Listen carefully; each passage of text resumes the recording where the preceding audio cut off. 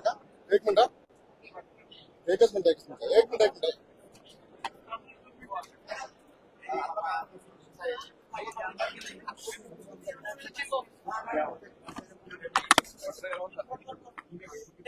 तेवढीच दाखवते जेवढी माझ्याशी सहानुभूती असेल तेवढीच.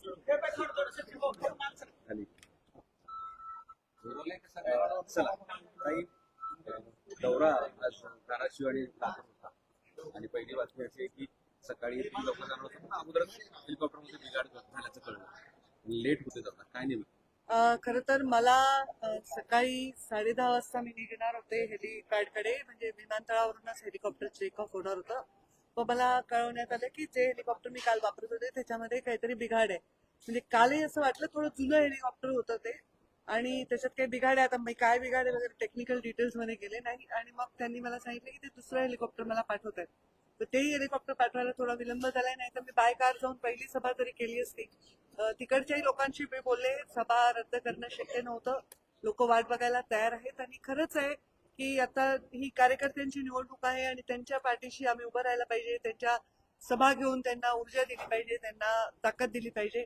तर मी चालले आता सभेला, लेट झालाय 2 तास, पण ठीक आहे, लोक वाट बघायला तयार आहेत. काल तुम्ही वक्तव्य केलं की फिरते आणि आई देव पाण्यात ठेवते. नाही, म्हणजे लिटरली देव पाण्यात ठेवले म्हणण्याचा अर्थ असा आहे की माझी आई सतत लँड झाली का, टेक ऑफ झाली का, कारण शेवटी एवढी मोठी दुर्घटना जी झाली आहे ना, त्याच्यामुळे सगळ्यांचे मन हादरलेले आहेत, किंवा एक टेन्शन लोकांच्या मनामध्ये आहे. असंख्य कार्यकर्ते मेसेज करत होते, ताई विमान वापरू नका, ताई हेलिकॉप्टर वापरू नका. पण आता त्याला पर्याय नाहीये, शेवटी आम्हाला जास्तीत जास्त ठिकाणी पोहोचायचं आहे. तर कोणी काही काळजी करायचं कारण नाही. मी हेलिकॉप्टरमध्ये बसायच्या आधीच त्यांनी क्लिअर केलं होतं की हेलिकॉप्टरमध्ये काय प्रॉब्लेम आहे आणि बदलावं लागेल, तर त्यामुळे काही काळजी करण्याचं तरी कारण नाही. आणि काम तर चालतच राहणार, चरेवेती आम्हाला काम करत राहावं लागेल. दौरा उशिरा का होईना सुरू झाला.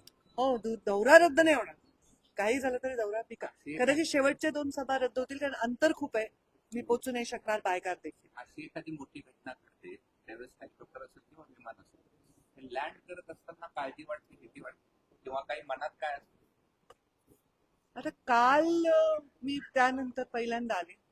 खरं सांगू का, जेव्हापासून अजितदादांचा अपघात झालाय, निधन झालंय, तेव्हापासून मी क्षणोक्षणी हाच विचार करते की त्या सर्वांवर, जे विमानात होते त्या लोकांना त्यावेळी काय वाटत असेल, त्यांनी किती भयानक ती भीती किंवा यातना किंवा ते भय अनुभवलं असेल. माझा स्वभाव आहे तो जास्त त्या खोलात जाऊन विचार करत होते. फार आमच्या घरात सर्वजण आम्ही खूप व्यथित आहोत, लहानापासून मोठ्यापर्यंत. आणि मला वाटतं महाराष्ट्रात बऱ्याच लोकांच्या घरी हेच चित्र असेल. अत्यंत वाईट वाटलेलं आहे लोकांना. तर नवीन नवीन काही दिवस हे वाटणार आहे भय सगळ्यांना की अरे बापरे काय बिघाड, म्हणजे माहीतच नाही, ते माहीत झालंय की असंही होऊ शकतं. तर वाटणं साहजिक आहे, पण आता त्याला पर्याय नाहीये. प्रत्येकाला आपलं काम आणि कर्तव्य करावं लागेल. लाडक्या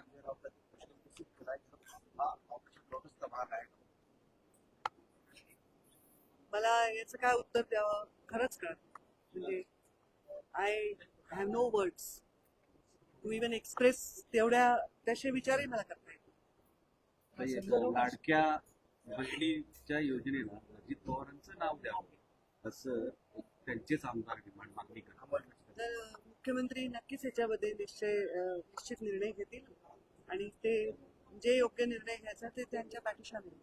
संजय राऊतांनी असं पण म्हटलं की अजितदादांचा मृत्यू हा रहस्यमय मृत्यू आहे आणि त्याची माहिती लोकांना मिळाली पाहिजे. आता समजा त्यांनी असं म्हणले तर याच्यात मी काय म्हणायचं, माझं काय याच्यात औचित्य बोलायचं. मी आतापर्यंत कोणाही व्यक्तीच्या कॉमेंट्सवर कॉमेंट करून मीडियाच्या लाईमलाईट मध्ये येत नाही. मी माझे मुद्दे घेऊन येते, माझे मुद्दे मांडते, मी दुसऱ्यांच्या मुद्द्यांवर बोलतच नाही. हे 20 वर्ष तुम्हाला सवय असली पाहिजे. थँक्यू.